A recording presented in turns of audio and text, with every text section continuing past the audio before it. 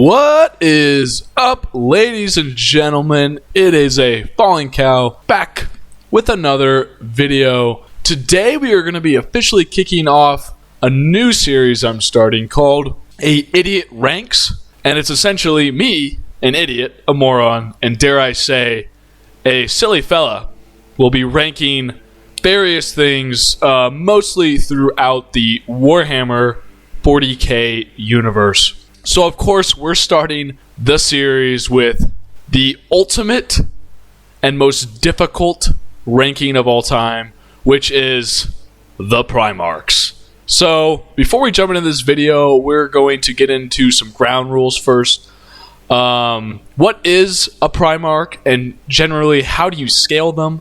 How we'll be ranking them today, and just some important things to go over before we start the video. But with that said, let's jump into the ground rules. So starting the ground rules, we have the most important question. What the F is a Primarch? Now, I could give a lot of fancy answers here. I could say, oh, they're the genetically engineered superhuman leaders created by the Emperor of Mankind.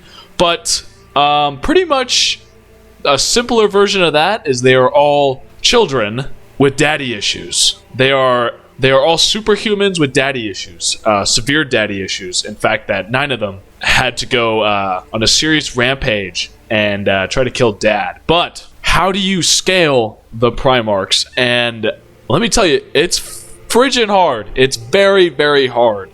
I had to jump into all 54 of the Horus Heresy books and all 10 of the Siege of Terra books to really get an answer. And I'm not even that sure of this answer. I think it's the right one. I could totally be wrong, and if I'm wrong, please flame me in the comments. Once again, I'm just a simple idiot trying to scale Primarchs. And I think my belief is that the Primarchs are city level. And at the very most, they are world level. So pretty much what that means for a moron like myself is that a Primarch could be dropped into a city and could take it out, and at the most they could probably destroy a planet. I think that's pretty fair scaling, I want to say.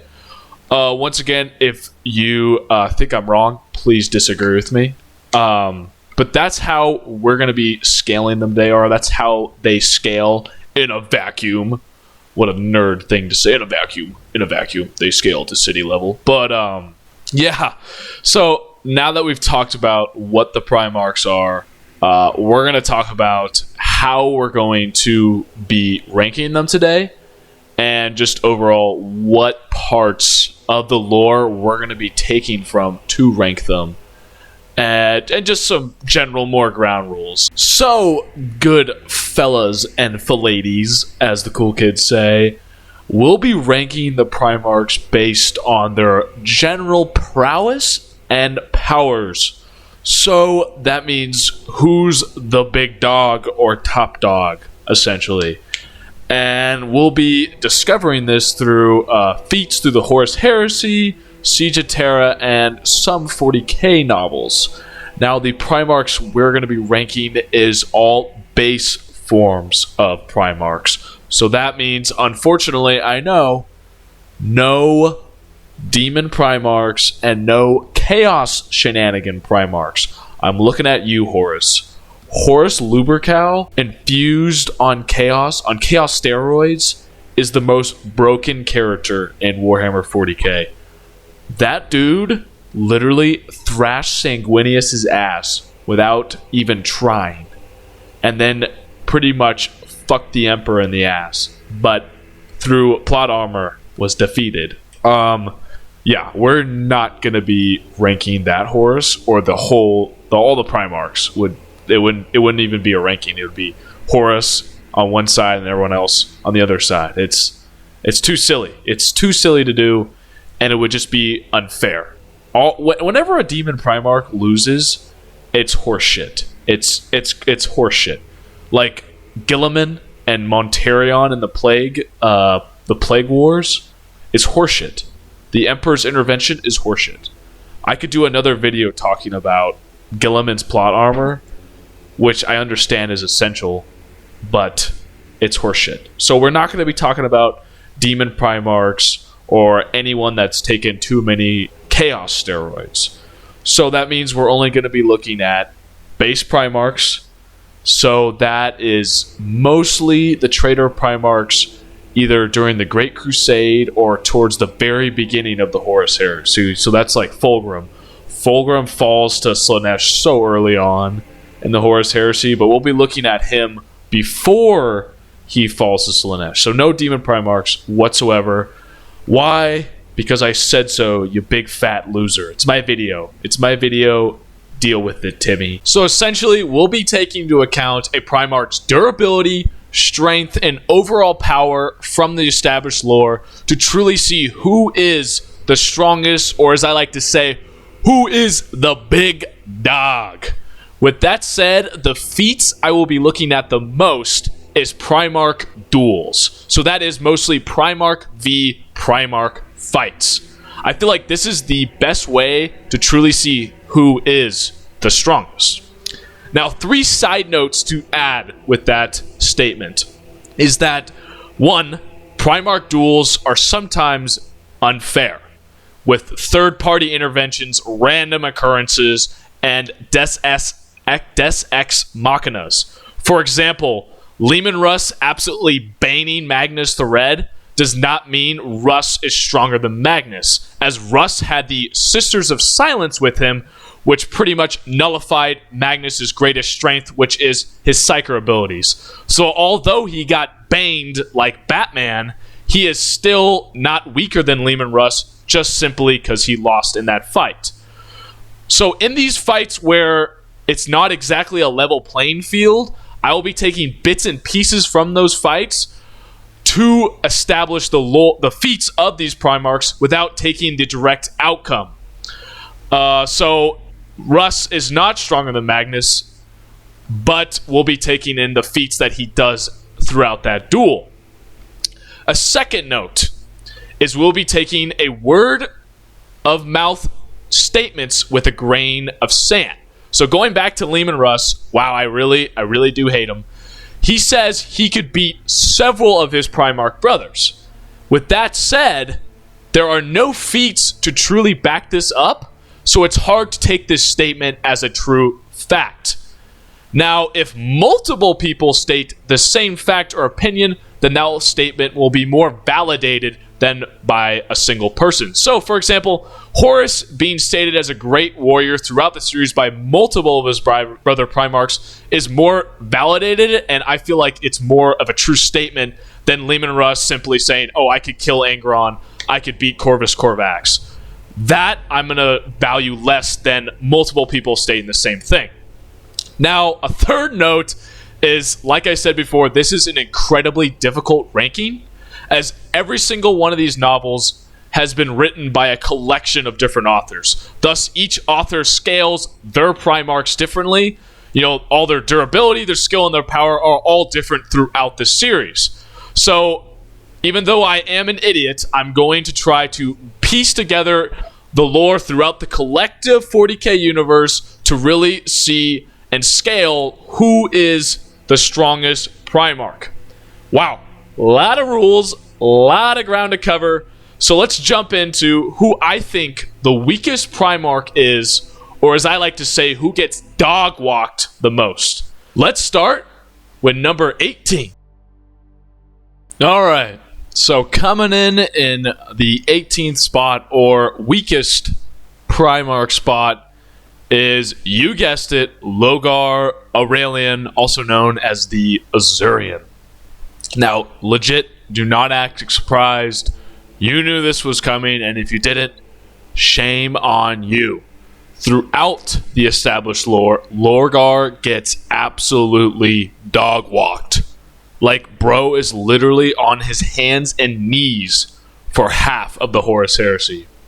And in terms of Primarch duels, which I stated earlier we're going to be taking a specific look at, he loses every single fight. In his first fight against Corvus Corvax during the Istvan 5 Dropsite Massacre, he gets absolutely fucked in the ass. His second fight comes in the book Betrayer when he faces down against the Avenging Sun, Rabute Gilliman. And honestly, it's not a very long fight. It's more of a quick duel between brothers as they exchange words and blows. And it's interrupted by Angron, who divides the two brothers as Angron and Rabute begin to fight. And Logar does hold his own against Gilliman, but it's not much of a feat as Gilliman is not a very strong Primarch. I know, Blue Smurf boys, do not get mad at me, please. But, you know, he does hold his own, and I would say that fight ends in a draw as neither of them end up dying or being mortally wounded. Logar has 2 fights in the book Slave to Darkness. He first fights Demon Prince Fulgrim, and I know that would be a huge feat normally, but Logar has Fulgrim's true Demon Prince name, which pretty much gives him power and control over him. And that really does not give him any feats besides, you know, his ability to control chaotic demons and such like that. It doesn't really give him prowess. So I wouldn't really say that duel gives him any feats, except for the fact that he has, you know, chaos sorcery magic. And then later in that book, he fights Horus Lubercal when he attempts a coup against his brother. And let me tell you, it does not go well at all for Mr. Logar here. He gets absolutely curb stomped. Now, this is Horus at his chaos peak. He is so juiced up on steroids. The bro's testicles are shrinking as we speak. So Logar losing to this Horus is not that big of a deal. It's honestly expected.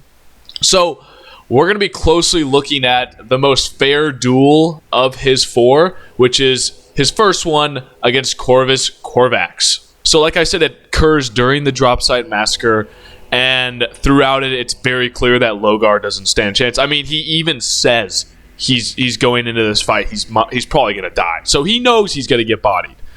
And this is a Corvus Corvax who has no idea what the hell's going on. All of his brothers just turned on him.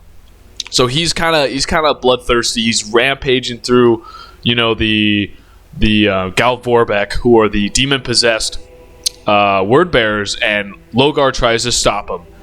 And the fight's completely one-sided.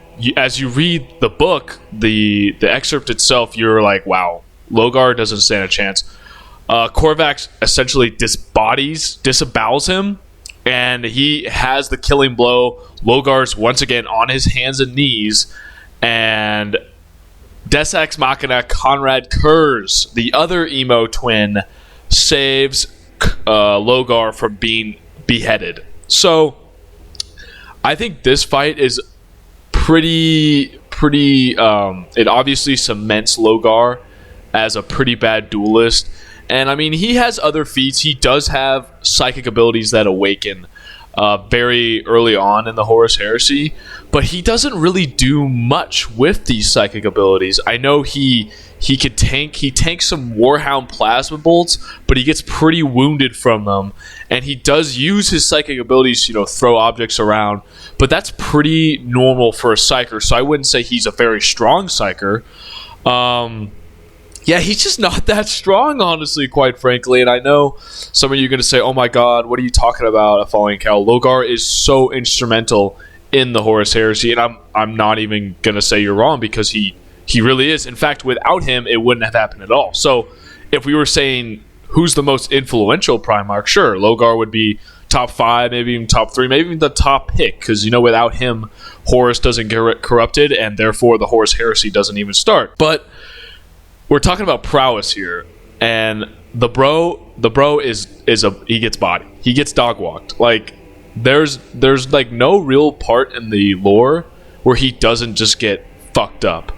Like even before the Horus Heresy on his home planet, the Emperor makes him bend the knee to Gilliman and himself because, you know, he's preaching too much about the God Emperor. So yeah, he really does not have any good combat stats, and yeah, I really feel like he's number 18. I don't think anyone's going to really argue with that. I think it's pretty well known throughout the verse that he He's just kind of a bum. He's just a lover. He's not a fighter. And that's why he comes in at 18. So now the next spot on our list is definitely going to get some people mad. So don't lose your heads.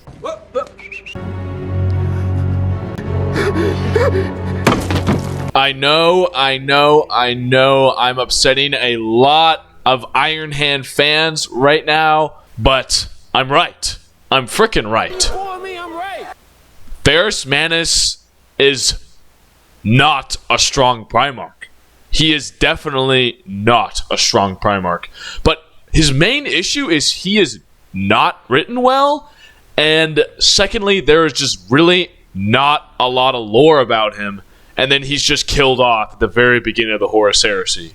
So I did a deep dive into the lore to find anything to support him being strong, but there really just isn't anything.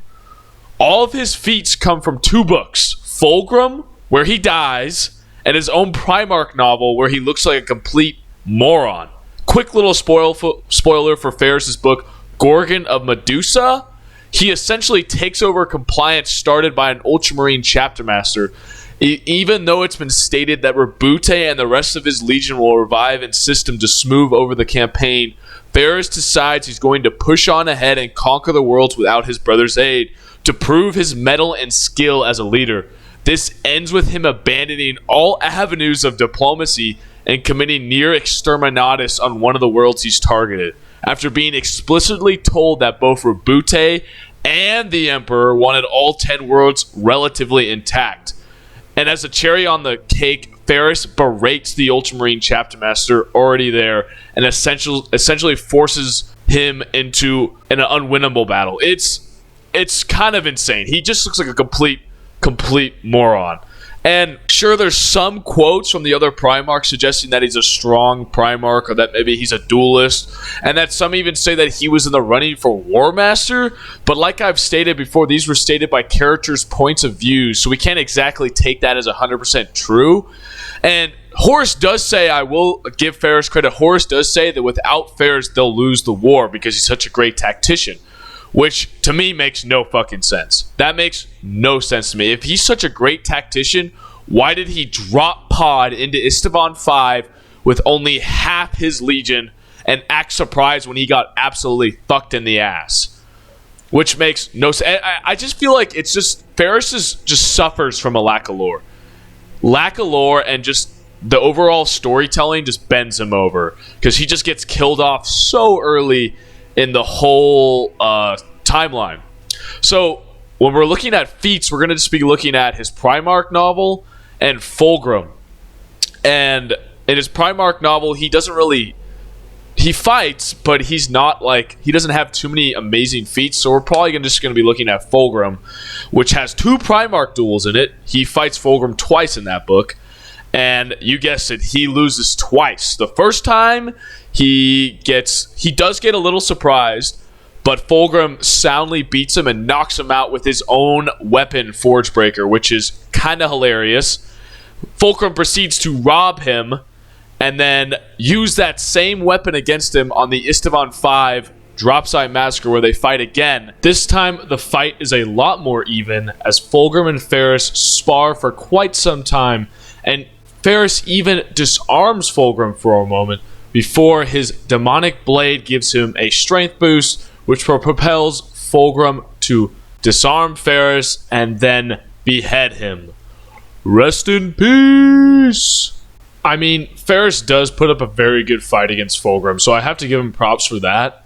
But once again, there's just not enough lore to really support him being higher up in the Primarch rankings. He's definitely a very strong character, and he is a Primarch, so he is a demigod of humanity. But he suffers once again from just a lack of writing and just the way the Horus Heresy is written, that he has to die to Fulgrim to really set up Fulgrim's event, downfall to Slaanesh. So he really just suffers from the writers, and it sucks for him and Iron Hand fans. And I do love poking fun at Ferrus Manus because he is the stupidest named Primarch. I mean, in Latin, Ferrus Manus literally means Iron Hand, of the Iron Hand Legion. It's so stupid, but I digress.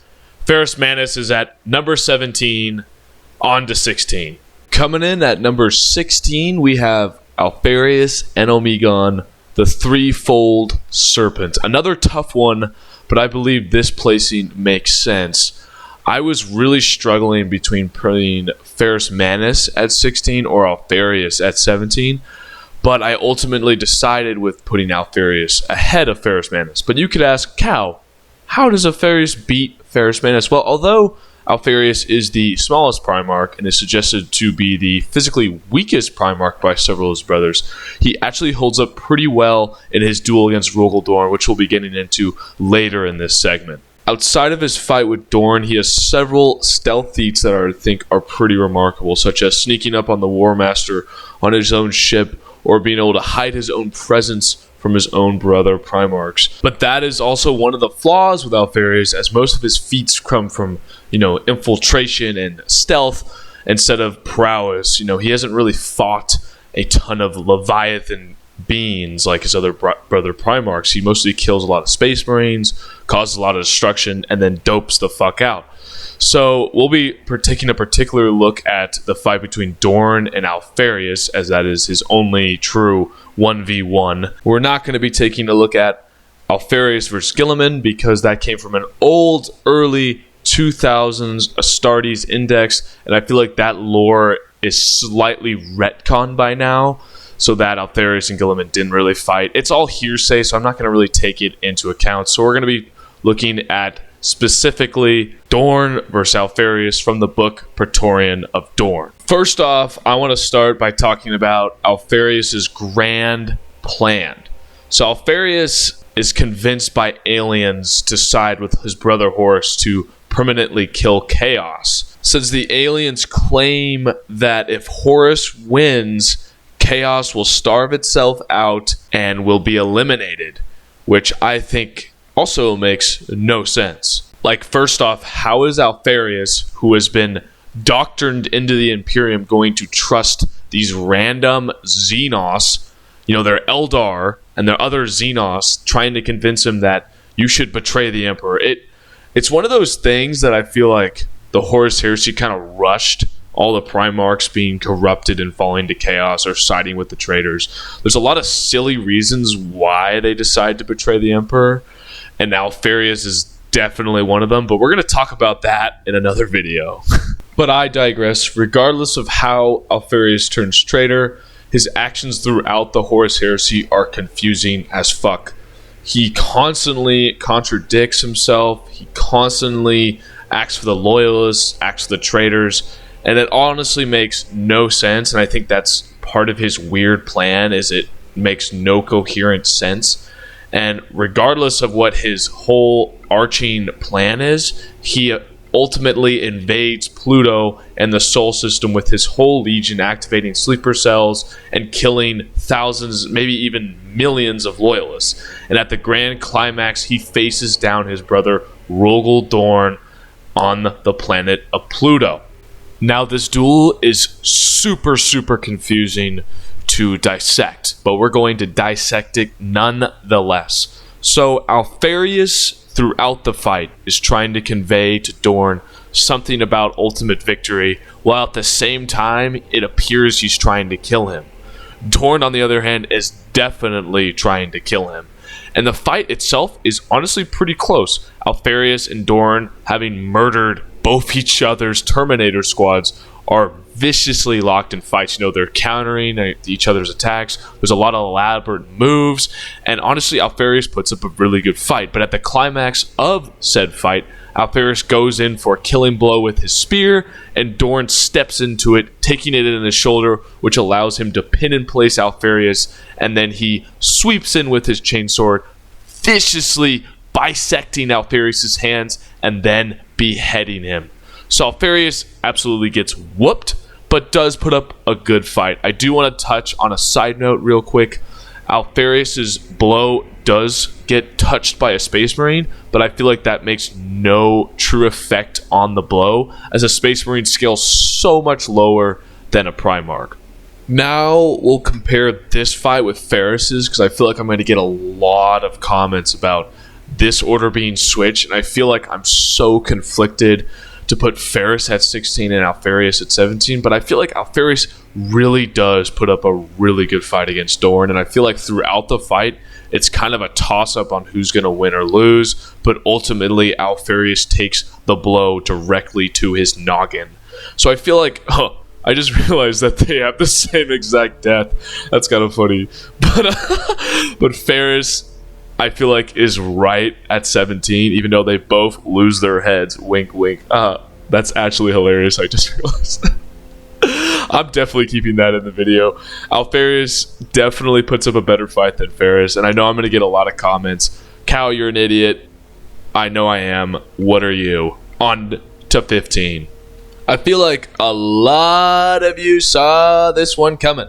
Coming in at 15, we have the Avenging Sun himself, the Papa Smurf, the Blue Beetle, the Blonde Man of Mystery, Rabute Gilliman. I feel like this one will not be disputed at all. And as much as I love Mr. Papa Smurf, he gets his ass handed to him so goddamn much throughout the lore. Let's check the stats. Bro has fought Logar, Angron, Kurz, Demon Primarch Fulgrim, Demon Primarch Magnus, Demon Primarch Montarion. Now, which one of those fights has you won? Let me look at my chalkboard. Let me put on my reading glasses. That's 0. Apparently, he does fight Omegon, but like I talked about earlier, I'm not going to count that because it came out in the early 2000s. So he has officially 0 wins, 1 tie kinda, and a shit ton of losses. So why the fuck is he 15? Why does he come ahead of the rest of his brothers? Well, the dude does not fucking die. He constantly fights these guys, but I don't think anyone has ever talked about Rabute's Gilliman ability to get pushed in, but to stay up on his feet. He is a durable motherfucker. Most of his fights are pretty even, except for his fights against the Demon Primarchs. They absolutely body him. I mean, he gets saved every single time in all of his Demon Primarch fights. I mean, Demon Primarch Fulgrim puts him in a 10,000-year coma. Magnus beats the fuck out of him before the Sisters of Silence save him. Magnus constantly gets fucked by the Sisters of Silence. It's kind of funny. Mortarion infects him with a plague and is on the verge of killing him, but the Emperor, Deus Ex Machina, saves him. So he gets bailed out quite a bit, but in his fights against base Primarchs, he does, all right. He fights Logar, ties with him, kinda. It's kind of just like a quick fight. I talked about it earlier in the video. Angron bodies him. I will not lie. Angron does beat the ever-living shit out of him before he ascends to a Demon Primarch.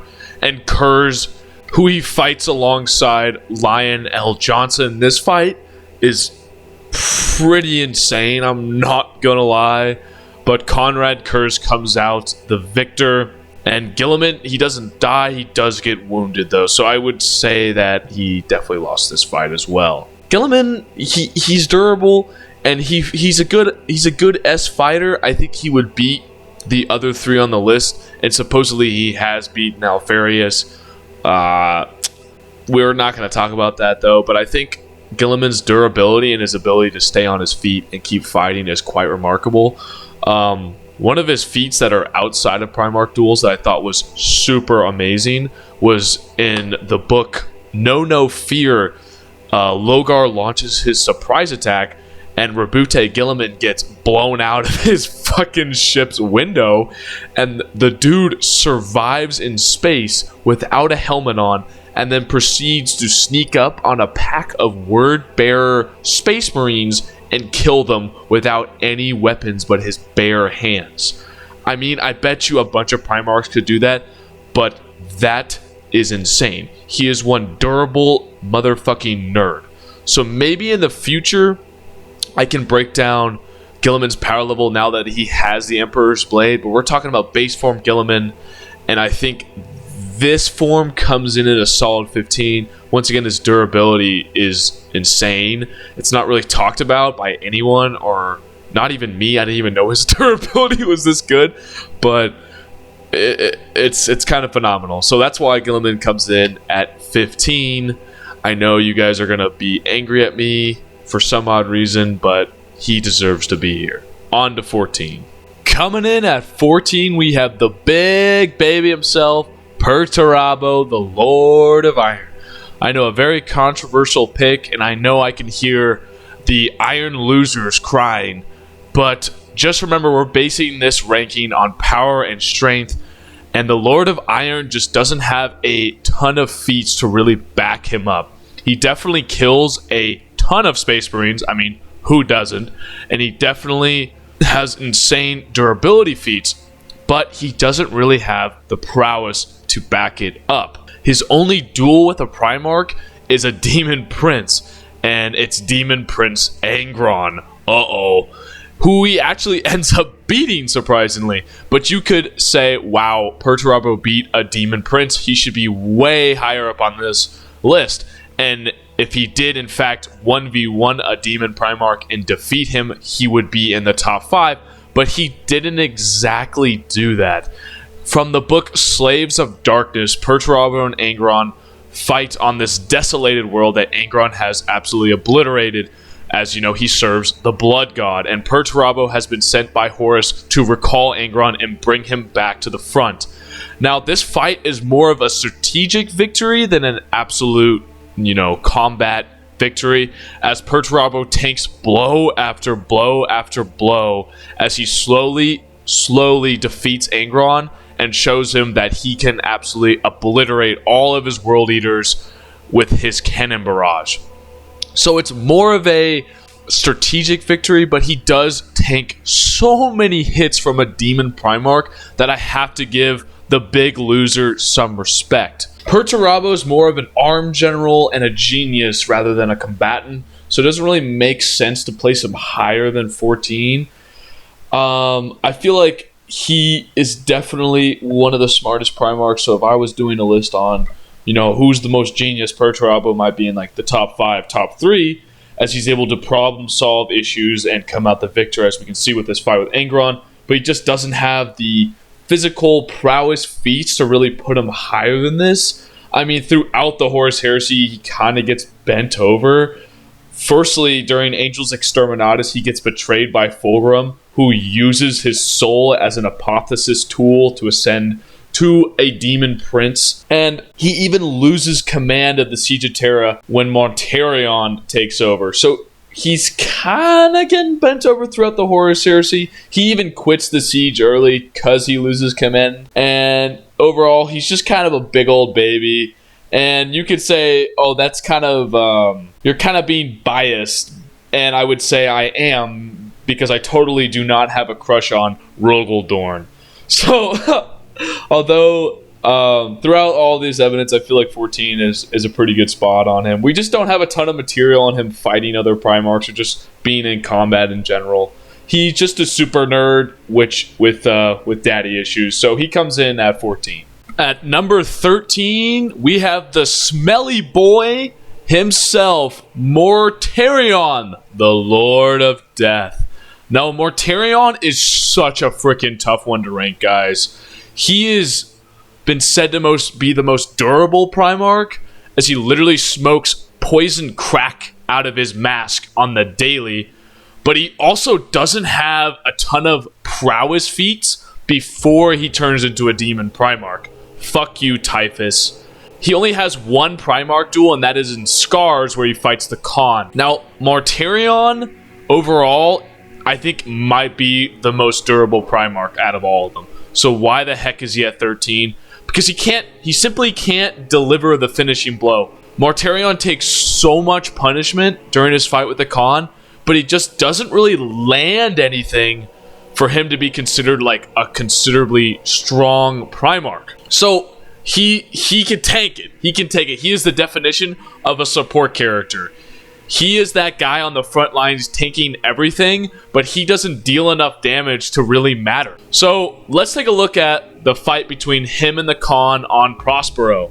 So this fight essentially ends in a draw as Mortarion has to abandon the duel due to the battle in space going poorly for the Death Guard. Now, throughout this fight, it's honestly pretty even, but like I've stated before, Mortarion just cannot land that finishing blow or that mortal wound on the Khan. One, because the Khan is way too fast, and two, I do not believe that Mortarion has the speed to deliver that blow.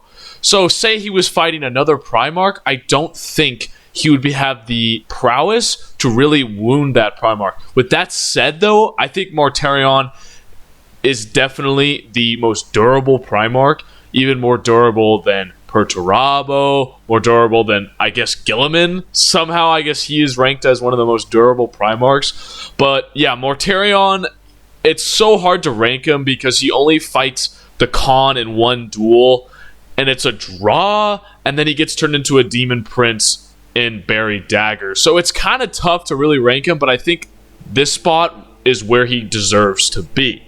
On to the next one. Holy shit, this is gonna ruffle some feathers. Coming in at number 12, we have Horus Lubrical, also known as the Arch Trader, aka the War Master. And this one was so hard to rank, guys, since he's so highly regarded by his other brother Primarchs. I mean, they literally speak of him so often throughout the books. They say he's a great warrior, he's so charismatic, he's a great general, and he's the Emperor's favorite son. He's literally the best of them. So I like had to really deep dive into, you know, pre-heresy, pre-chaos steroids Horus to really see if there's any feats to back this up. And guys, there's really not. there's really not. It's kind of crazy. He fights no Primarchs in base form, and then when we do see him fight in the book False Gods, he gets wounded by a Nurgle corrupted governor. A simple human being wounds the War Master, which ultimately seals his fate to fall into chaos. So there's only 2 books we see Horus at his pre-heresy base Primarch stage, and throughout the Horus Heresy, this base Primarch form is apparently such a great warrior, such a great general. He's just the GOAT. The way they talk about him, he's like Michael Jordan or LeBron James. He's the GOAT. So we're kind of stuck between a rock and a hard place on this one. Thus, I'm going to put him at number 12, as I feel like he definitely is not in the top 10 for power rankings, but he's definitely not in the back end. Because, you know, there's so much word of mouth going on that I have to take a little bit of it for truth, but at the same time, I don't see anything in the books that really attribute Horus being this great, powerful Primarch, when in fact, you know, the only times you see him duel, he's like getting wounded by corrupted chaos human beings, which a Space Marine could kill easily. So it's a tough situation. He's definitely a decent combatant, but not a strong one. So I feel like number 12's definitely a good spot for base Horus. Now, if we're talking about chaos empowered Horus, oh my god, he would be at number 1, no question. That Horus would kill any of these Primarchs without a fight. Honestly, chaos steroid Horus is on par with the Emperor. Honestly, he's stronger than the Emperor by a good amount. So that Horus literally cannot be used in this rankings because it would be silly. Like I stated earlier, it would be incredibly silly to talk about Mr. Steroid, Arnold Schwarzenegger, Horus Lubrical himself. Now, I'd love to do a video trying to power scale that Horus, even though that would take me at least 2 hours to do because it's so difficult. I feel like once Horus falls to chaos, he slowly begins to grow his power level. And by the time of Wolfsbane, where he fights Leman Russ, he's at somewhat of a peak. And then he gets wounded in said fight with Leman Russ. He goes down to like probably below his base level. But then he shoots back up when he fully returns to his mortal form after, you know, his big comatose moment. So I feel like that Horus, when he returns from his coma and slaves to darkness, is broken as fuck. And that's the Horus we see in the Siege of Terra books. That's what we see that horse we see fighting the Emperor. That's the horse we see, you know, at the very conclusion of the books, and he's too strong. I think the Emperor even knows he's too strong, and I don't even think he's like Horus Lupercal anymore. He's more of just a puppet for the Chaos Gods because he's so juiced up, bro. He's so caked up with steroids. It's not fair. But we're not talking about that horse, thank God. We're talking about base horse. I think he comes in at number 12. It's kind of funny how a little steroids can go a long way for you. So Horus Lupercal, the War Master, comes in at 12. The Raven boys are going to sneak into my house and kill me in my sleep, but coming in at number 11, we have the emoest boy of all, Corvus Corvax. This was a very, very hard one. I really wanted to put him higher as a personal fan of the Raven myself, but the guys above just have simply better feats. Corvax himself is an amazing duelist. He slaughters dozens of Space Marines, especially those that are possessed by demons in the Drop Site Massacre, and then he finally fights Logar, who he absolutely dominates. Now, with that said, Logar is a very weak Primarch in combat. As you remember, he is ranked last on this list, but Corax absolutely cuts through him like he's made of butter. But this feat is made weaker by the fact that Logar, yes, is so weak. In fact, he would have killed Logar probably if it wasn't for the sudden appearance of the other emo boy, Conrad Gers. Now, an argument could be made that Corax was simply trying to save his other sons instead of being stuck in another long combat, but it's hard to really make this argument when Corax immediately jumped out of this fight with Conrad. So you could easily make the assumption here that he is fleeing from Conrad Gers, thus putting him in a solid position below him. But that position is hard to take.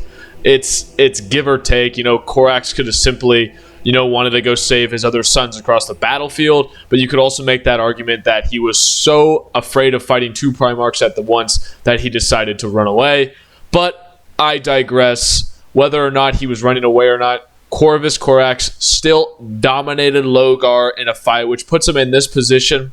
Outside of his duelist abilities, Corax has an amazing stealth feat in the book Night Haunter. Yes, Conrad Gers' own book.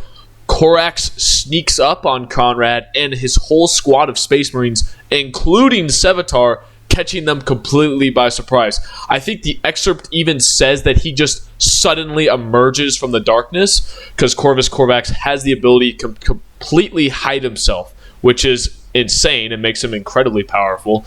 But outside of these stealth feats and the feats of just killing a lot of Space Marines, he doesn't really have a lot going for him necessarily. He's an amazing duelist, like I said, but it's really hard to take his feats that he's in the book and put it, you know, somewhere in the power scale and rankings above where I have the other fellows. Now, it sucks because he participates in the Drop Site Massacre, so his whole legion gets absolutely massacred.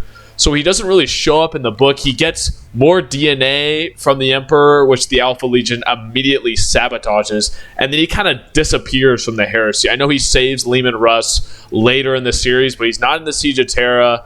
He's not really towards the end of the book, so he doesn't really have a lot of feats to go by. So all we have really is the beginning of the heresy and some parts throughout, you know, the rest of the series. So taking the feats from the Grand Crusade and his fight with Logar, I feel like Corvus is in a good spot at 11. I really wish we could have seen more of him. So I feel like he is definitely potentially like a top 5, but he just doesn't have the feats. Like, I want to put him higher, guys. I really want to put him higher. I'm a personal fan of my emo boy here. He definitely listens to Leakin Park, Blink 182, but I just can't put him up there. I can't like support evidence to put Corvus higher than 11. I mean, he's higher than Horus. That's got to mean something, right? I know I'm as surprised as you guys are, but this is the base Corvus Corvax. We're not counting the Raven Lord Corvus Corvax that chases Logar later in the 30th millennium. Now, that form is something else entirely. We need to talk about that in another video. Wow, We're planning so many videos here. We got to start making a schedule. That version of Corvus absolutely scares the piss out of Logar, who's a demon prince. So that Corvus Corvax is something else entirely. We're gonna have to power scale that in another video, but we're not going to be talking about him. We're talking about base Corvus Corvax, the one we see in the Dropside Massacre. So he comes in at number 11. Once again, I feel like that's a pretty solid ranking for him, but we'll have to do a power scaling video for Mr. Raven Scary Boy in the future. I feel like this one wasn't as difficult as the others. Coming in at number 10, we have Rogel Dorn, the Praetorian of Terra, and my personal favorite Primarch. So obviously, no bias. I mean, not only is he the GOAT of defending walls, fuck you, Perturabo, you big old baby, but he also has the best one-liners in the whole Horus Heresy. Do you remember Kill Them All or Try Me? Ring any bells? No? Well, if you don't, you're a big old iron loser. I mean, throughout the Siege of Terra, the dude performs feat after feat. From killing greater demons to killing traitor space marines all over the palace, he has several duels that are just noteworthy. He has 2 Primarch duels and 1 duel against a greater demon, which is Samus, the demon of murder. Now let's go through them, shall we?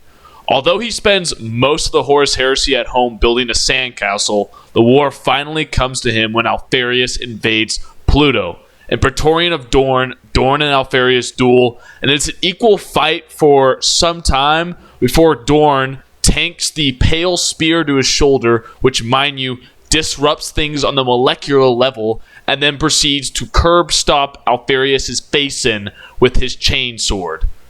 1-0. In the Solar War, he fights Samus, the demon lord of murder, a greater demon, mind you. He does take some wounds, but he comes out triumphant. Why do I bring Samus into this ranking? Because he is a greater demon on par with Kabanda, who Sanguinius fought and defeated. We'll be talking about that one later. Slaying a greater demon is a feat all by itself, and it's kind of on par with slaying a demon Primarch, but kind of less so. So I kind of wanted to bring that one up. Finally, we have Demon Primarch Fulgrim, who he fights in the great book Saturn. Oh my god, if you haven't read Saturn, you need to read it. This is another big feat from Dorn, as he doesn't receive a single wound from Fulgrim while he manages to poke and prod at the Demon Prince of Slaanesh. Now, this fight is a little bit difficult, as Fulgrim doesn't seem to be really interested in fighting, and he kind of just gives up when he can't wound Dorn. So I'm kind of taking this fight with a little less of, qualifications, as it's kind of just like, oh, Fulgrim's not really interested in fighting. He's just gonna go fuck off because he's obsessed with indulging his lusts. And I think even Dorn says that if Fulgrim really wanted to, he could kill Dorn and take over the whole wall they're defending in the book. So I feel like Dorn is able to outlast Fulgrim, which is kind of a feat in itself, but I wouldn't say that Dorn is able to 1v1 a Demon Prince Fulgrim. I wouldn't say that. I would say it's more of he can outlast the strikes of a Demon Prince, which in itself is an amazing feat. Now, I'm not going to really credit this feat as prowess, but Dorn has insane willpower. In the End and the Death, the final trilogy of the Siege of Terra, Dorn gets trapped in Khorne's domain for hundreds of years. He's literally stuck there with only sand, dead Imperial fists, and a red wall as Khorne slowly tries to seduce Dorn to say the words, "Blood for the Blood God," and my boy does not fold. He stays there for hundreds of years, and the bro does not fold. All he does is repeat over and over again, "My name is Rogel Dorn." The bro's autistic, but he's not a bitch. Let's go. Yes, I'm jerking off Dorn, but I don't give a shit. I know he did something that Mortarion couldn't even do. He resisted a fucking god in the warp. So, give my boy Dorn some credit. Now, I know I didn't want to really bring in fighting Demon Prince Fulgrim, but right after he quote-unquote beats Demon Prince Fulgrim, he faces down 50 Space Marines at once. After fighting the Demon Primarch and absolutely bodies them. That includes several captains and Eliodon himself, the Cunt Lord. Now, this isn't really an amazing feat, but I just want to brag about Papa Dorn. Now, come on. This is the GOAT. Now, I personally would put him in the top 5, but that's just not realistic. He does have amazing feats, but he's definitely not up there in prowess. I feel like 10 is a pretty good spot for the Praetorian of Terra and my personal GOAT. On to 9. Holy crap balls. This one was so hard. I debated for several days. I mean it, days. Where the fuck to put Vulcan. The dude is so hard to power scale. Being a perpetual made it so difficult. He bounced around my rankings like a frog on a lily pad. That was an insane metaphor. Give me props for that one. His ability to return to life no matter what happens is kind of broken, which made this power ranking kind of hard to do, because I feel like I have to include that in his feats, because he's been stabbed, shot, tortured, nuked, thrown into an exhaust port, dropped from high orbit, but he kind of always comes back, making him literally unkillable. So why isn't he number 1? Well, that's pretty much all he does is die. I feel like the authors literally saw that Vulcan was a perpetual and said, oh my god, I can kill this guy without any repercussions, which made it very difficult because the dude constantly dies. Oh, Vulcan's KDA is gotta be like negative 50 because the dude dies so goddamn much. His character is kind of like, I feel like not very good at fighting, but since he can't die, he'll keep getting back up. Kind of like Makara from JJK. Whoa, insane comparison. Give me props for that. Should I power scale Primarchs in the Jujutsu Kaisen world? Kind of insane. I'm kind of down. Vulcan has a couple Primarch fights we can take a look at to really size up the giant himself. So he fights Conrad Curse twice and Magnus the Red during the Siege of Terror. So in his fights against Curse, they're not exactly fair. In the book Vulcan Lives, Vulcan dies many times, story of my life, because he is trapped and naked and at the mercy of the crazy psychopath that is Conrad Kurz, who constantly tortures him and puts him through dozens of trials before he finally 1v1s the giant himself, and Vulcan is able to grab his hammer and beat the ever-living shit out of Conrad Curse before teleporting away. But it is implied that Conrad wanted Vulcan to beat the shit out of him and to kill him to prove that Vulcan truly was a killer, so it's kind of hard to judge this one. But in Unremembered Empire, they fight again. This time, Vulcan is insane because he teleported into Ultramar's high orbit and burnt to a crisp, which naturally would drive you nuts. So he's kind of insane and pretty much a glorified schizophrenic. So he fights Conrad Kurz in the state, dies several times, and then loses. But he does land a couple blows on the Night Haunter. So this one's kind of hard to rate again because Vulcan is armed with just a bunch of random gear from Gilliman's stash. And he dies a lot, but he kind of lands a couple blows on Conrad. But Vulcan's kind of insane. It's hard to judge. I don't know. He's literally crazy as balls in this fight. It's too tough. But then he fights Magnus the Red. This is Demon Primarch Magnus the Red in the Webway during the Siege of Terra. And guess what? He dies a ton again. He's even reduced to atoms at one point, a la Thanos mode, before he banishes Demon Prince Primarch with a nice smack on the noggin with Dawnbreaker. So yes, Vulcan beats a Demon Prince, which really helps him out on these rankings, along with his inability to die. I honestly think him killing Magnus is complete bullshit, because Magnus could have easily done something else with his magical powers, like transporting Vulcan away or imprisoning him instead of repeatedly trying to kill him.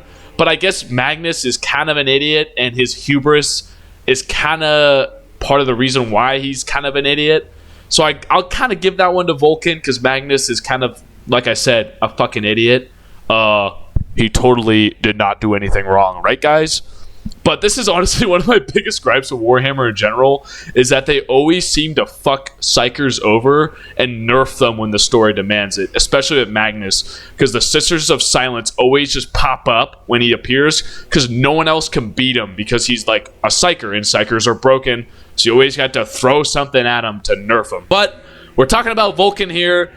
So in conclusion, he dies literally a gazillion times, but due to his perpetual nature, his great strength, and his success against a demon Primarch, I'm going to put Vulcan at number 9. I feel like that's a pretty good spot for him. On to number 8. The F1 speedster himself comes in at number 8. Jakati Khan, the Warhawk. Now, the Khan is another one of my personal favorites, so it was really difficult to find a spot for him. In my opinion, he is definitely the fastest Primarch, as he has several feats that just absolutely blow my mind. Like, he absolutely blitzes a whole room of orcs and slaughters them in seconds. But we're talking about Primarch prowess here. So he has 2 Primarch duels against the same person, the stinky boy himself, Mortarion. One before his ascension to Demon Primarch, and the other one afterwards. And he also fights a greater Demon of Slaanesh, a Keeper of Secrets. But before we jump into these duels, there is some hearsay we have to go over. There's going to be a lot of upset fanboys that I put Fulgrim over the Khan, and although I love the Khan, he simply doesn't have the feats to match the pink pretty princess. He does say he could beat him, but that's just hearsay, and once again, we can't take that as the truth. So all we have are his feats throughout the Horus Heresy and Great Crusade. So with that said, let's jump into his most important duels. First, we have his fight against Mortarion and Scars, and like I've discussed earlier, this is just kind of a draw straight up. They kind of exchange blows, but nothing decisive results in the fight, as Mortarion leaves the fight to go to space, because he's a fucking loser. Yeah, screw you, Mortarion. You're making this very hard to rank. Next, we have his fight against a greater Demon of Slaanesh. I'm not even going to try to pronounce his name. I'm going to sound like an idiot. In the book Path of Heaven. Now, this is a Keeper of Secrets, so this is one of the stronger demons of Slaanesh. And it is very difficult for him at first because he doesn't know how to fight a demon, but he adapts very quickly and then absolutely blitz that motherfucker, killing him with his own warped arm. Oh my god, so fucking badass. Daddy Khan is too real. Finally, we have his third and final big fight between him and the demon prince Mortarion in the book Warhawk. Now, this fight is one of the best Primarch fights of all time. I'm not going to lie. And the Khan does not fight how he usually does. He does a Mortarion move and goes for endurance over speed.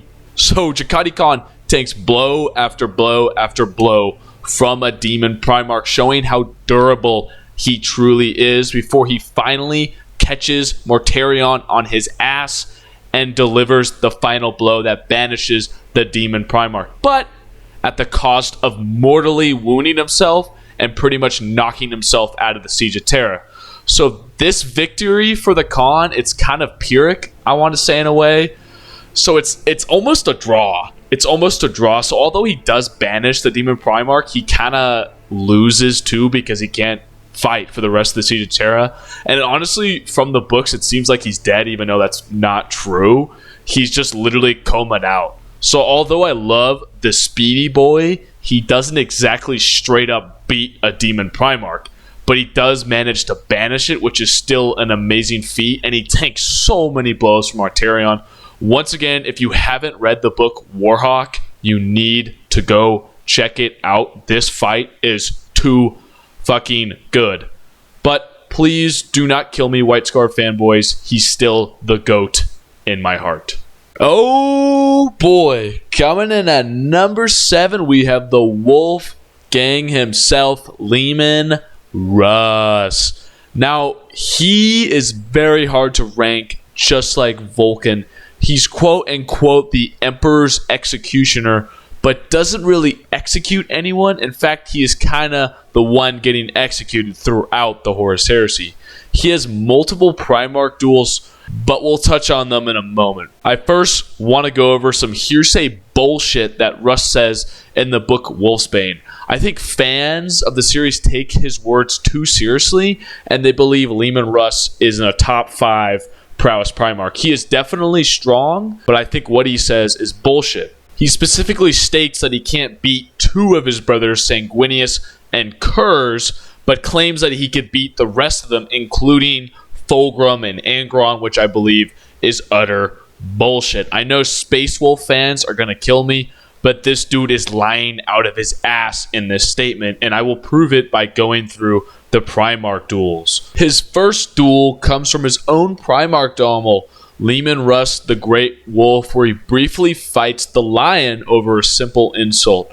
Now, this fight I'm not going to really take as solid evidence because it's more of just a stupid spar, as Leman Russ ends up laughing his ass off at the conclusion of the fight and then gets knocked out. So I'm not going to be seriously looking at this one, but the next fight we're going to be talking about comes from the book Betrayer, where Angron and Leman Russ square off. Now, Leman Russ has confronted Angron because Angron's kind of a fucking psychopath and has implemented the butcher snails into all of his sons. Now, Leman Russ wants him to stop this crazy experiment and to save what remains of his legion. Now, Angron's like, fuck you, I'm going to do what I want, I'm a psychopath, I'm angry all the time, fuck you. Now, Leman Russ doesn't like that, obviously, so he tries to show him how depraved his sons truly are. As the battle progresses, the World Eaters cave to the Butcher's Nails, forgetting all tactical reason and rhyme and simply seeking to kill the Wolf sons. But while Russ's legionaries have surrounded Angron, and at Leman Russ's beck and call, they could kill Angron, the angry boy. Now, while this is occurring, Leman Russ and Angron are dueling, and Angron kicks Leman Russ's ass. Now, some could claim Leman Russ was simply doing that on purpose, but I don't think that's the truth.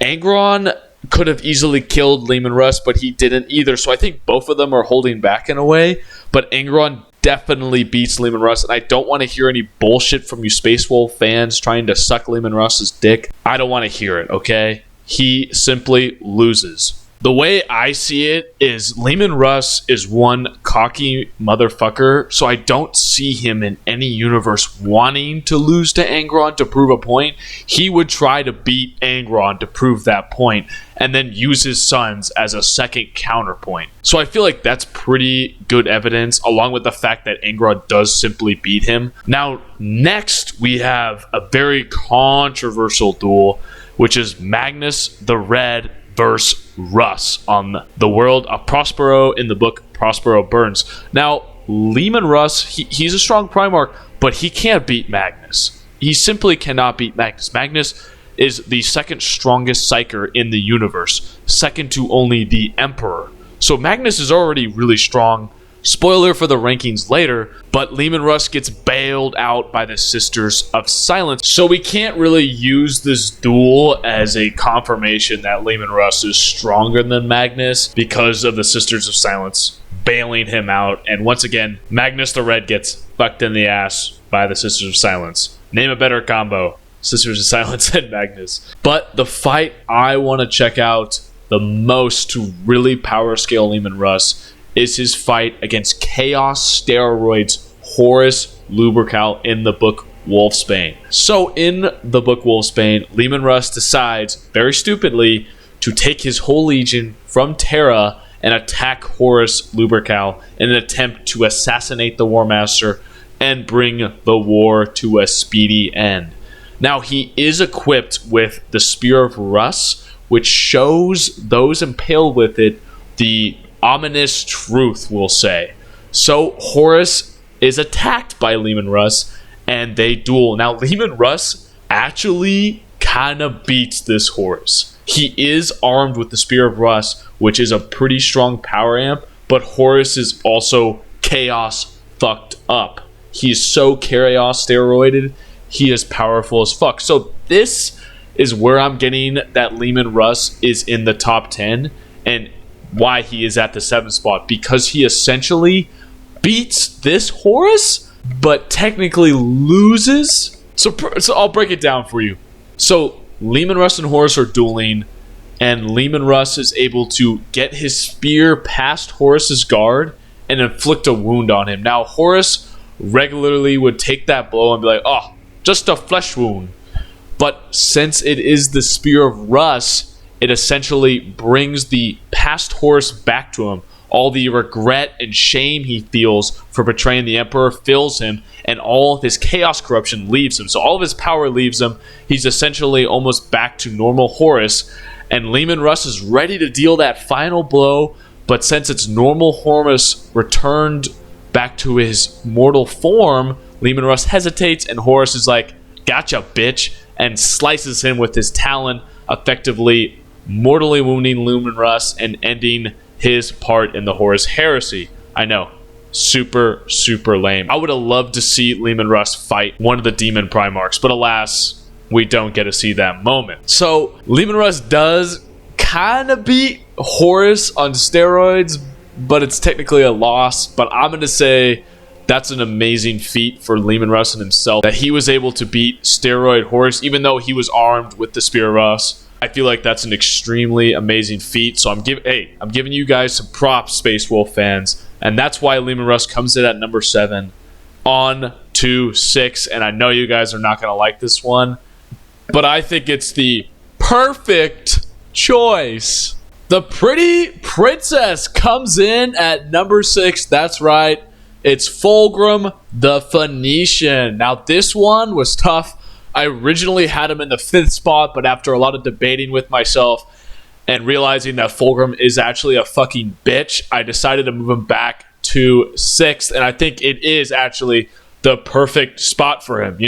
6, 69. Anyone?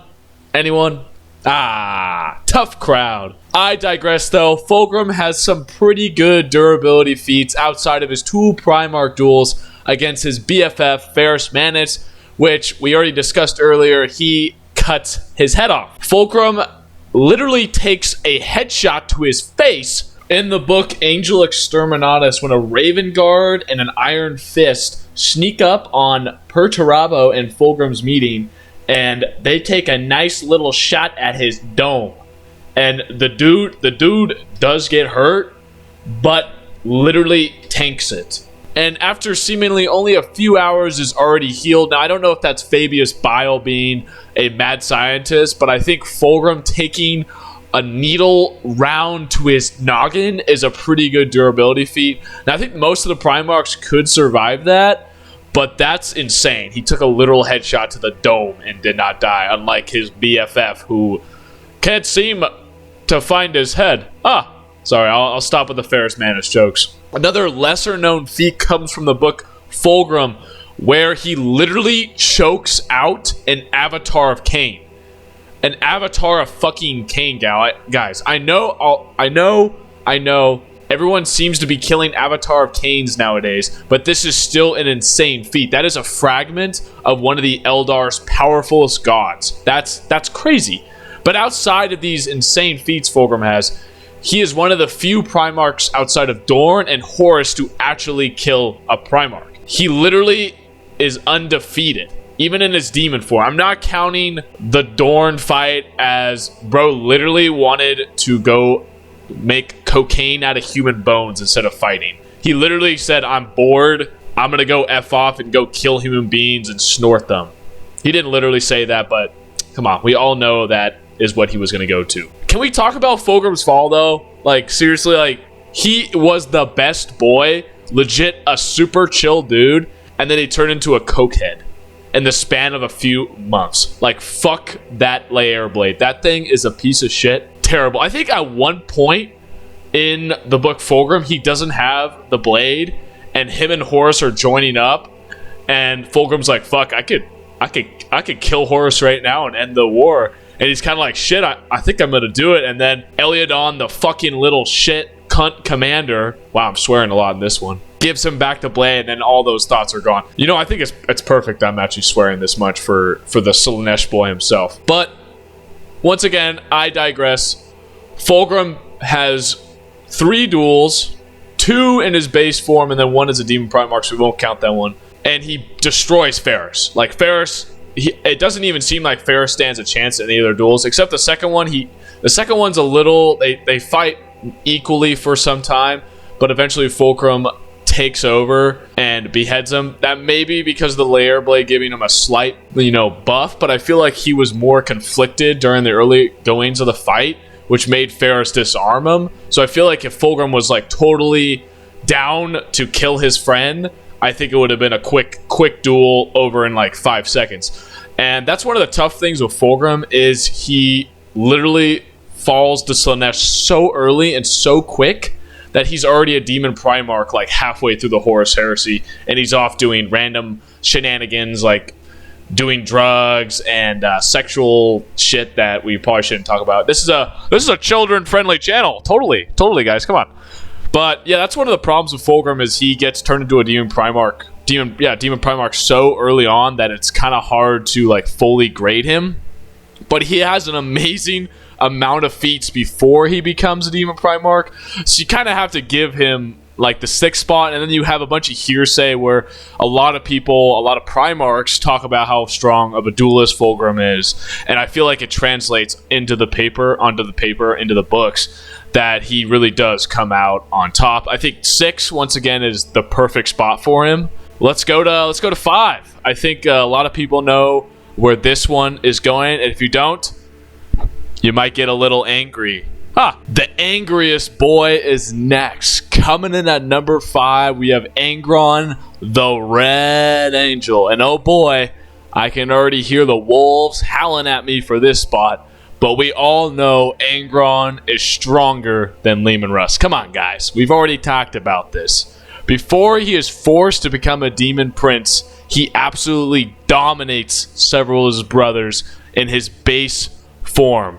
On a side note, though, once he becomes a Demon Primarch, fuck you, Logar. I cannot stress this enough. Fuck you, Logar. I don't care if it saved him from the butcher's nails. Just let my boy die, okay? That's all Angron wants to do, is die. Just let him die. Gosh, if anyone wants to jump Logar in an alleyway, let me know, because I'm in. Let's bushwhack that motherfucker. But once again, it's kind of funny how once Angron becomes a Demon Primarch, which should be a serious power boost, because of instant regen, a power increase, and I don't know, the ability to fucking fly, Angron becomes a literal walking punching bag and does not win a single Primarch fight.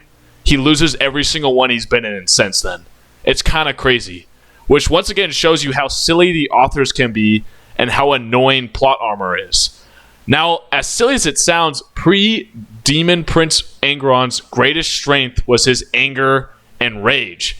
He is the textbook definition of brute force, throwing himself at his enemies with reckless abandon because, he doesn't give a fuck if he dies. He is essentially Hulk with schizophrenic tendencies. Oh boy, he needs to see a therapist. So we have 2 specific duels to look at before Angron becomes a Demon Primarch in the book Betrayal. First against Leman Russ during the Night of the Wolf, which we've just discussed, and the second against Girly Man in Betrayer. But before we start, we need to talk about some feats Angron's performed that are absolutely insane, especially amongst the Primarchs. During the battle of, I'm going to butcher this, Amantura? Totally butchered it.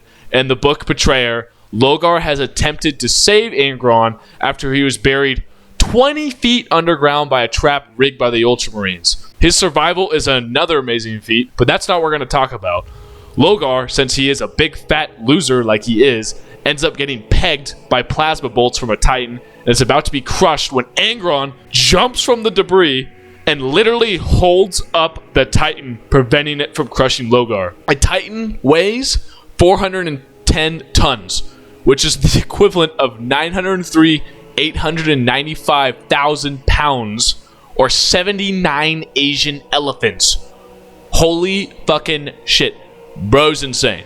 Now let's get into these duels, which he absolutely dominates. So, although Angron is only in his base form, like Fulgrim, for a small bit of the Horus Heresy, he has his moments. So his first duel is against Leman Russ during the Night of the Wolf, and it's discussed in the book Betrayer. It happens during the Great Crusade, and like we discussed earlier, it's Leman Russ trying to prove a point with Angron, and Angron, you know, being a schizophrenic and kind of an idiot, doesn't really get the point.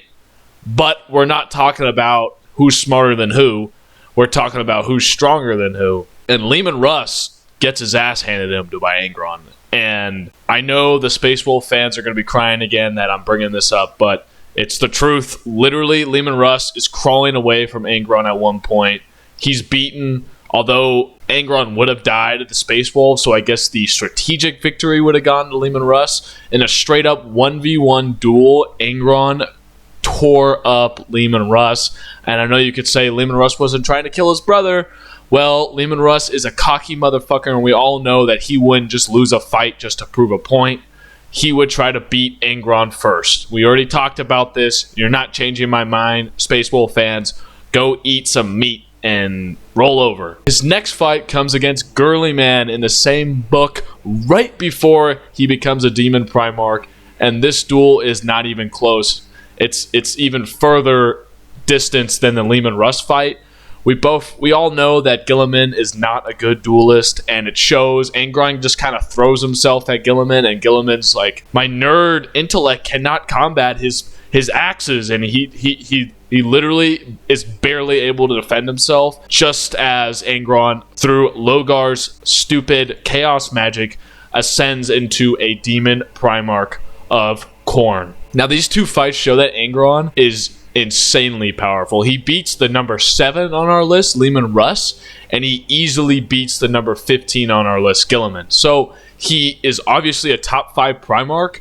He is known through hearsay and by discussions with the other Primarchs that he is pretty darn strong. And through the evidence we see through the books and his duels, it's backed up. Like, the dude is a fucking monster in combat. He just needs to fix his schizophrenic brain. I love saying schizophrenic, by the way. It's like a top 5 vocab word. That and peg are like some of my favorite words to use. I have the vocabulary of a 5th grader. But once again, I digress.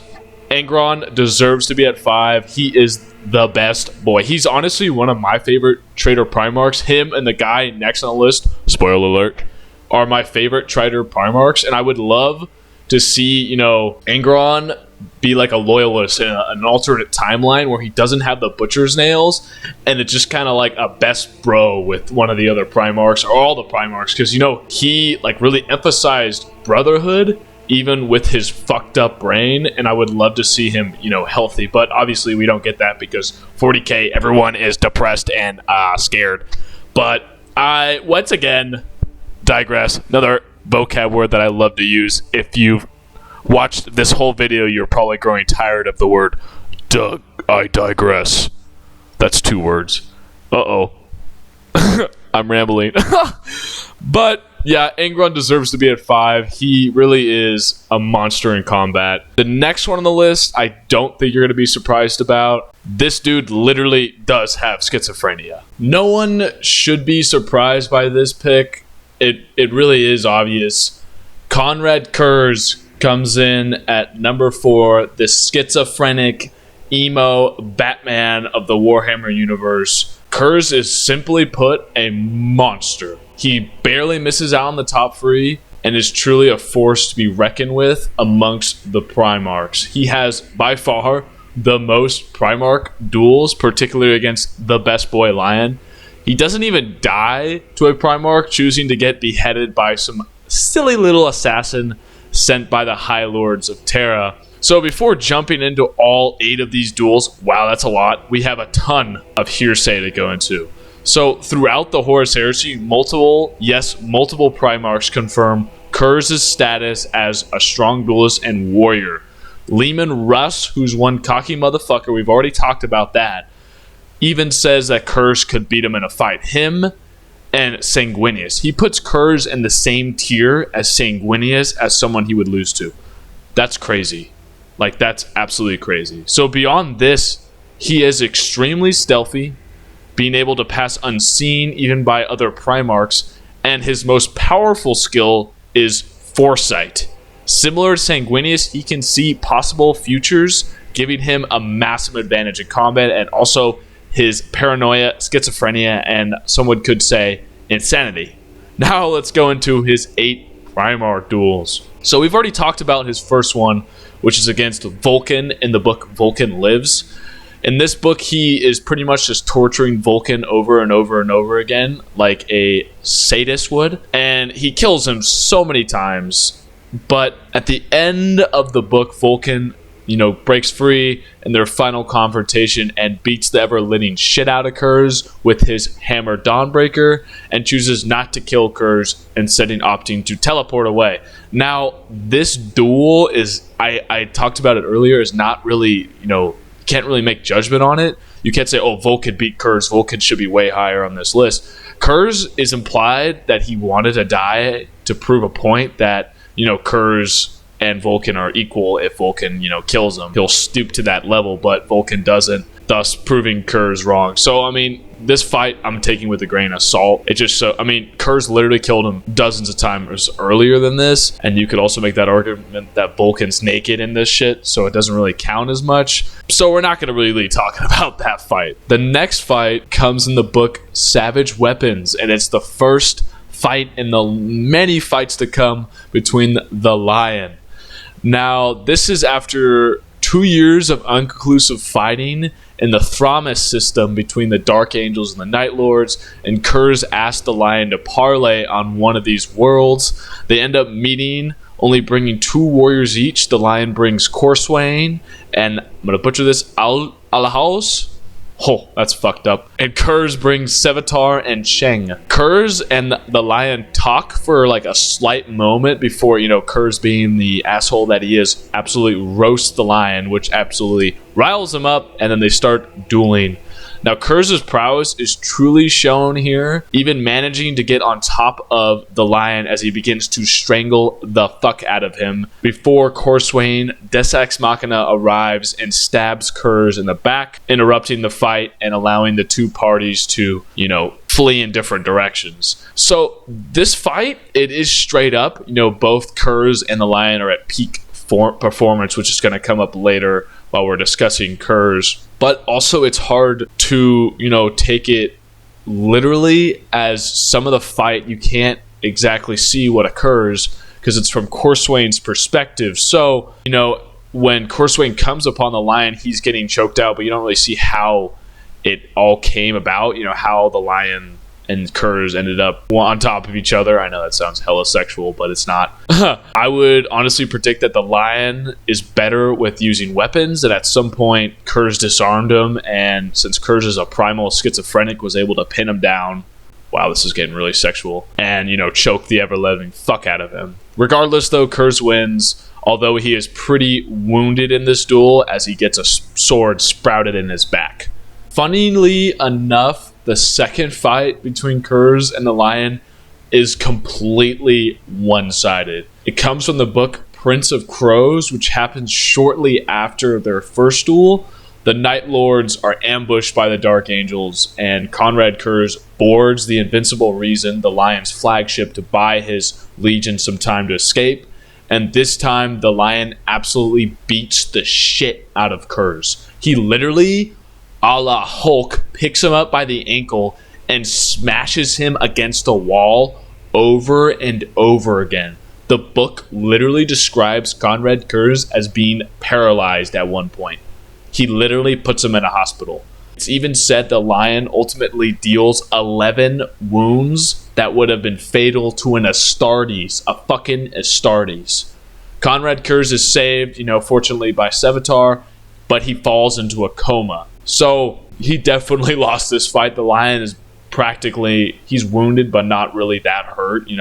He's pretty much still prime Lion. I think this fight is so weird because the first one between the Lion and Kurz was like slightly close, and Kurz gained an advantage that he was allowed to press. But this one, the Lion just fucks him up, and I think that's just partly a different author.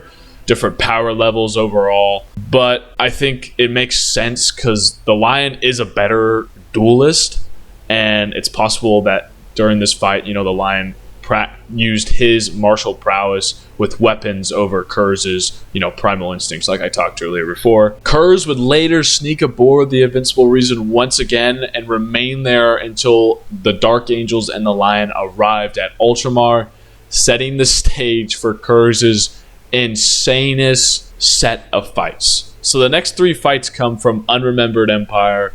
And let me start this by saying the way the author ABD writes Kurz is silly. It's silly, and I will say that first and foremost. He goes undefeated against 3 Primarchs in this book. He first fights Vulcan, which we discussed earlier, and like I said, Vulcan is unarmed or armed with random-ass gear he found in Gilliman's stash and is insane as fuck. So obviously, Kurz kills him many, many, many times. So it's not really a feat to kill an insane person.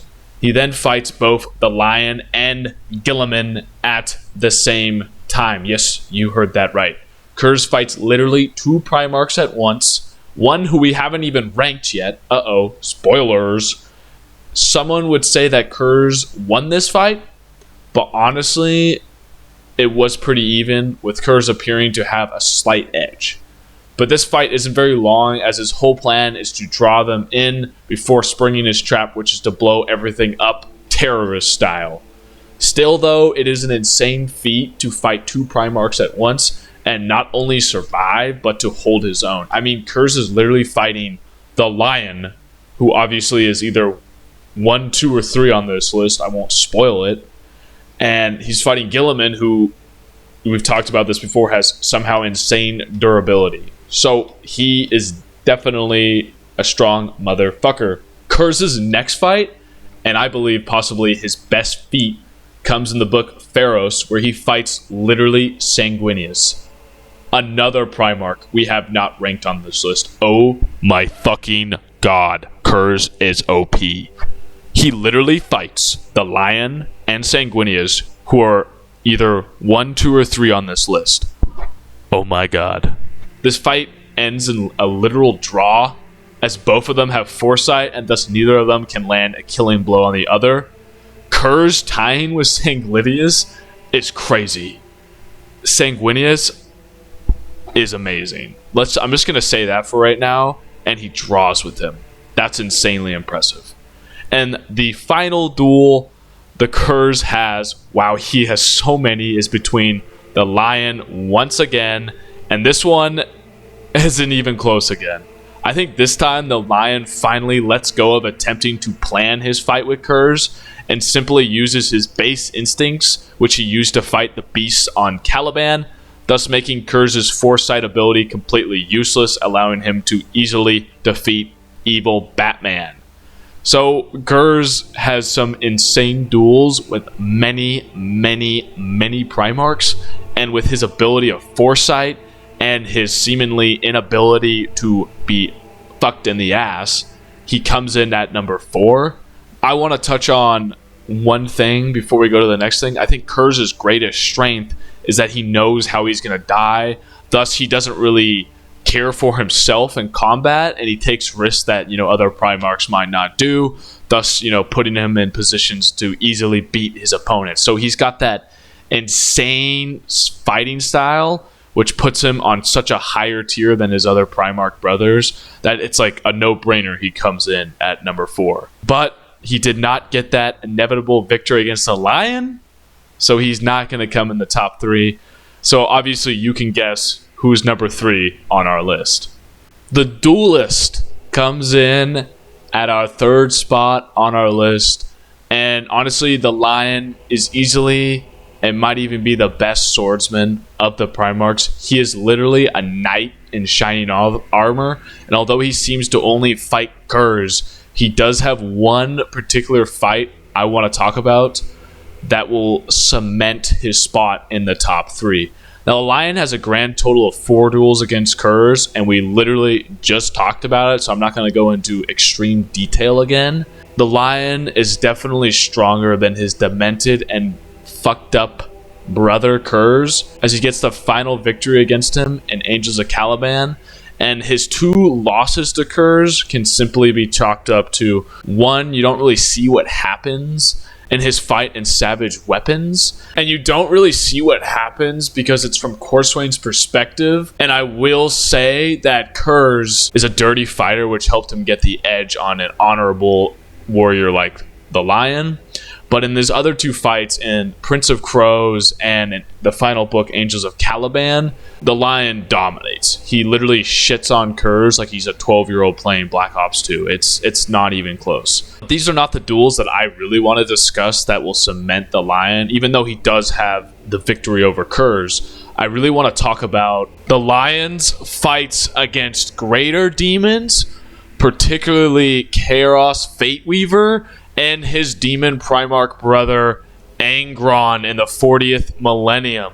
Now, his first fight against Chaos Fateweaver happens in a novella called The Lion, and essentially what happens is Tzeentch is trying to convince the Lion to join his forces again, and thus Chaos and the Lion duel, and the Lion is kind of losing for a time before he realizes what he's facing, which is similar to the Chaos Beasts on his homeworld of Caliban, and then he absolutely blitzes this greater demon. I'm not kidding you. The Lion literally says, "Did you see that coming?" to a being who can see the fucking future. Oh my fucking god. Not only is this a speed feat, not only is this a feat of him killing a greater demon, is he's moving faster than maybe even the future itself. Whoa.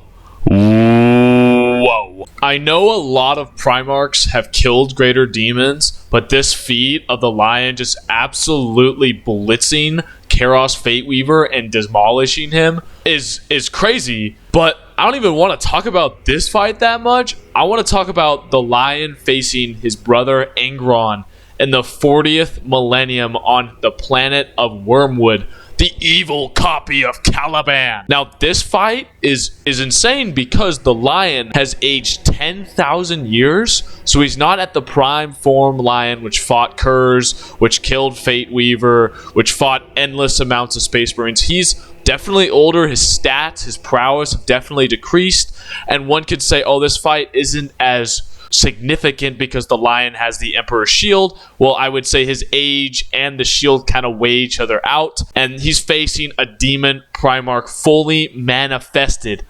Wow. And the Lion beats him. He may use strategy to beat him, but he still straight up beats a demon Primarch. Now, you could also say that the Lion has his Mist ability and the Emperor's Shield at the same time, which is a pretty deadly combo. But once again, I say that the age factor really matters here. I mean, the Lion is 10,000 years older. Imagine if you were 100 years old trying to fight something as opposed to 30. Now, that's not a great metaphor, but I definitely want to say that age definitely matters in this fight, and he beats him. He beats a demon Primarch, and you don't really see that happening. Oh wait, that's a total lie. You see that happening a lot. But I want to say that is an amazing feat for an old man like the Lion himself, who comes out both alive and well, allowing himself to escape the planet while slaughtering a ton of demons and such. So I feel like Prime Lion would have definitely banished Angron. So I feel like his defeat of Demon Primarch Angron, his defeat of Kurz multiple times, and his absolute speed demonness against Chaos Fateweaver really show that the Lion is the duelist. He is him, and he deserves to be at number 3. Coming in at number 2, we have the man who never did anything wrong, Magnus the Red. And guys, let's be honest here, Magnus is truly broken, and honestly, it's kind of horseshit how many times he dies throughout the Horus Heresy and the Siege of Terra. I mean, technically, he's never won a Primarch duel in his base form, or I guess in his Demon Primarch form, which once again is horseshit. Plot armor absolutely eviscerates Magnus. He should be thrashing these weaker Primarchs and other characters. His only base form Primarch fight is against Leman Russ, and this fight is honestly once again hard to look at because Magnus was fighting off Russ, holding off an entire army of Sisters of Silence and Space Wolves and Custodes, while also powering up a spell to get his Legion off Prospero. So it's kind of like a lot of feat factors were going on when they were fighting, so it's kind of hard to say like Leman Russ is stronger than Magnus. I know a lot of people would say that, but it's just not the truth because Magnus was getting simply overwhelmed by the nullifying effect of the Sister's Silence, having to fight a fucking Primarch who has anti-psyker abilities and fighting off all the Space Wolves at once while trying to save his sons. That's a lot to juggle, guys. A lot to juggle. So you can't really say like Magnus is that weak because he's absolutely getting smacked by plot armor there. One of his greatest feats outside of a Primarch duel is throwing around Eldar Titans with his goddamn brain, a la Charles Xavier moment. And don't even get me started with his Demon Primarch form, which might be the strongest Demon Primarch of all, as in base form, he was the second strongest Psyker, apparently, according to Malkador. Imagine him as a Demon Primarch with infinite power under the Chaos God Tzeentch. I mean, this form literally would kill any of his brothers. And of course, Magnus fights Vulcan, who is the only one who could possibly stand a chance against him, as he is a perpetual. And Magnus is an idiot during this battle, as he doesn't really do anything outside of kill Vulcan over again, even though he knows Vulcan can regenerate back to life. It's kind of silly. Magnus, honestly, his greatest weakness is just how stupid he is. Like, completely ignoring your father's warnings and then making the greatest mistake of all. Breaking the webway. You little silly guy. But wait, Magnus did nothing wrong, right? Right? LOL. We'll talk about the silliness of Magnus the Red in another video. I mean, back to his feats, he probably has some of the best showings of his prowess outside of Primarch duels compared to the other Primarchs on this list. I mean, he throws around Eldar frickin' Titans. He moves fleets in space with his mind, and he was able to break the wards of the greatest Psyker of all time. Do I need to say more why he is number 2? But his feats do not compare to the next one on our list. Yes, I know you know who it is. How could he not be number 1? The majestic Hawkboy himself comes in at number 1, Sanguinius the Great Angel. And it's not even debatable, guys. Like, come on. With the ability of flight, foresight, and possibly the greatest dueling skills equal to the Lion, maybe, Sanguinius is easily number 1 on his list. And the feats back it up. Throughout the books, Sanguinius achieves feat after feat, especially during the Siege of Terra, destroying Titans, Greater Demons, and Demon Primarchs throughout it. He is literally Goku of the Primarchs. It's crazy until he faces down Chaos Steroid Horus, who kind of fucks him in the ass. But we're not talking about that Horus, because once again, that'd be very, very silly of us. We are talking about base Sanguinius, base Primarchs, and Sanguinius takes the exact cake. He has the inverse of plot armor compared to Magnus, as nothing can hurt him until his fate will fight with that Chaos Steroid Horus on the Vengeful Spirit. Rest in peace! Now, we're going to be jumping into each of Sanguinius' big fights. So that's against Greater Demons and Greater Demon Primarchs. So that's Kabanda in Fear to Tread, where he fights 2 Greater Demons, and then Angron and multiple Titans in the Siege of Terra books. We'll also be talking about his fight with Horus. Even though he loses that fight, it's a very big feat because this is Horus who defeated the Emperor. So we're going to be talking about that fight and the other duels. Let's jump into it. So first, in Fear to Tread, he fights Greater Demons twice. His first time losing to Kabanda, who knocks him out into a coma. But this fight is very similar to the Khan's first fight against the Keeper of Secrets, as he doesn't know exactly what he's facing. This reasoning can be supported by his second fight in Fear to Tread, where he faces down both Kabanda and Chris, who is a Greater Demon of Slanesh. He easily beats both of them as he rips off Kabanda's wings with his own hands and then beheads Chris, which is 2 outstanding feats. The next fight we see is against Conrad Kurz, when the book Pharaohs, who also has the gift of Presight. This fight ends in a draw, but I honestly want to say throughout Kurz's run in Unremembered Empire and Pharaohs, where he's loose on Imperium Secundus, he's simply unstoppable because he knows when and how he'll die, and he knows that it's not going to happen now. Similar to Sanguinius' fate with Horus. So they stand toe-to-toe against each other, but it's honestly kind of impressive for Sanguinius to be able to draw with this Night Haunter who's fought 8 other Primarchs. But don't even get me started on Sanguinius' run during the Siege of Terra. Oh my god, it's crazy. As Sanguinius gets closer and closer to the moment of his demise, his foresight becomes even more accurate as the list of possible futures dwindle. This makes him virtually invincible up until his fated death at the hands of Horus. Here are some of his feats. He took down a Warlord Titan during the Battle of Beta Garmon, and then again during the Siege of Terra. Holy shit. And then if we're talking about Demon Primarchs, he fights Angron in the book Saturn, and defeats him, brutally pulling out the butcher's nails from his skulls. Holy fucking shit. Pretty much, he just abuses the fuck out of his foresight and his plot armor, so throughout the siege, he is nonchalantly flying from one death-defying stunt to the next, obliterating every single traitor force in his way. Goat, goat, goat. But eventually, he meets his destined end against Horus Lubercal. Now, this Horus is essentially a puppet for the Chaos Gods and can control fucking time and space, which can be seen in his fight with the Emperor, where they bounce from reality to reality. It's crazy, guys. The End and the Death, Part 3, is crazy. I mean, this Horus Lubercal is stronger than the God Emperor, man. So it's no surprise Sanguinius loses to him. I mean, truthfully, it's not even a fight, as Sanguinius just manages to dart in and out, wounding Horus a couple times. But when we switch to Horus's perspective, the fight he is shown to be simply messing with the angel the whole time. And then Sanguinius deals a brutal blow, and Horus realizes, I'm going to go tryhard mode, and squashes Sanguinius like a little bug, bashing him in with Worldbreaker and then crucifying him. Oh my god, rest in peace, Sanguinius. I seriously knew to do a power scaling video on Horus because he is literally so broken.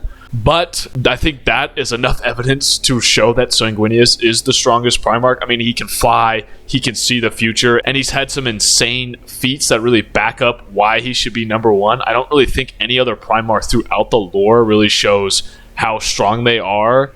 And Sanguinius just dominates. He just dominates throughout like the latter part of the Horus Heresy. And honestly, the writer's poll, I just wanted to give him like a really good send-off for the majestic Hawk Boy, but honestly, like no one else really comes close. So that about wraps up an idiot ranking all the Primarchs. This video took me a very long time to make, guys. Couple weeks of editing and recording and a lot of lore searching. I hope I was as accurate as I could possibly have been.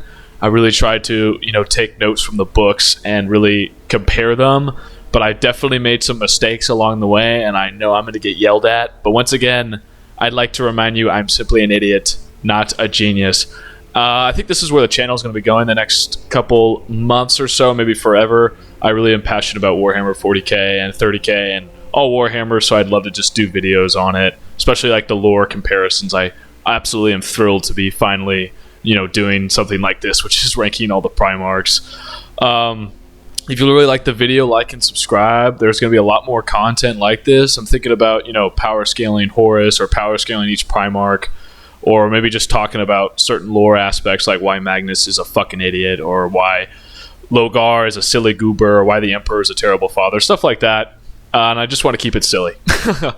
But as always, guys, stay milked, and I'll see you in the next video.